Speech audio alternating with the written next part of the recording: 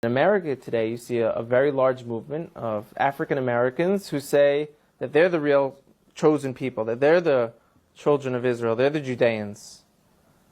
So what are they just trying to create an identity for themselves because they were slaves, or is there really something here? And the answer is, most likely there is something there. And most likely, maybe that they were the original Israelites, and maybe that the Jewish people today who are white, Caucasian people came in a little bit later on. We know that some of the greatest sages of the transmission of the Torah were converts. Africa has perhaps hundreds of millions of people with this identity right now of being from the people of Israel. Does that mean they were from the 10 tribes?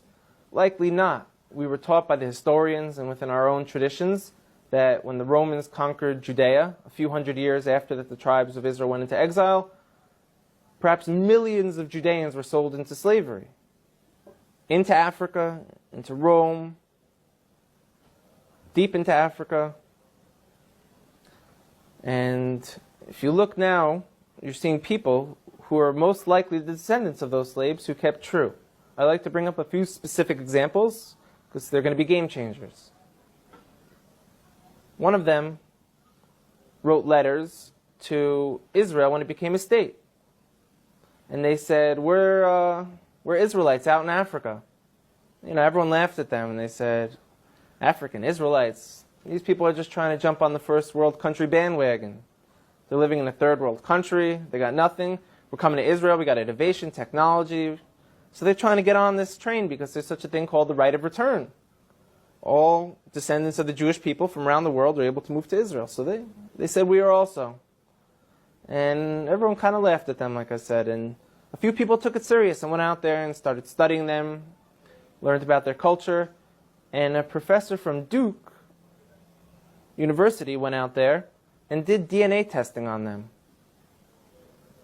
And he showed not only do they share Semitic genes from people who were in Yemen and back to the Middle East, these gentlemen, a large percent of them, have the Y chromosome to be Kohanim, to be priests. Now, if anyone who doesn't know, a priest is a specific family clan of the nation of Israel who come from Aaron, the brother of Moses, who was the first priest. And anyone descended from Aaron has the status title priest.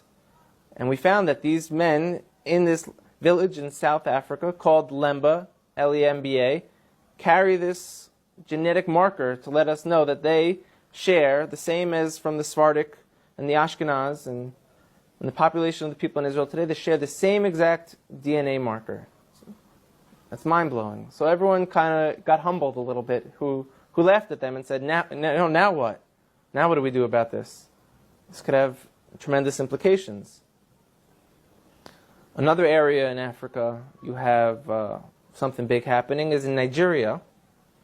You have the Igbo people, or Igbo, pronounced either way. There's 40 million of them, also Christians, like I spoke about before, how that could happen to the children of Israel very easily. But also a lot of them are now coming out and converting back or adopting the rules of the Torah without all the paganism that they've been practicing for hundreds of years. There's been books written about it from scholars in Nigeria, from scholars from the Jewish people. And where it gets interesting is, in America, there was a slave trade. And a lot of the slaves, a very high percentage of them, came from Western Nigerian ports. And in America today, you see a very large movement of African Americans who say that they're the real chosen people, that they're the children of Israel, they're the Judeans. So what are they just trying to create an identity for themselves because they were slaves, or is there really something here? And the answer is, most likely there is something there. And most likely, maybe that they were the original Israelites, and maybe that the Jewish people today who are white, Caucasian people came in a little bit later on. We know that some of the greatest sages of the transmission of the Torah were converts from Rome. You have a man named Onkelos who wrote a commentary on the Torah, unprecedented, that we still learn today. He was a convert.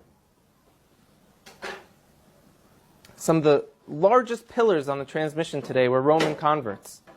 So here we are, we're Caucasian Jewish people. And now you have people in Africa saying that they're the real people of Israel. It can't be ruled out at all. We know they were sold into slavery. We know now that they're fulfilling prophecies by saying, we're coming back. We want to rejoin the nation.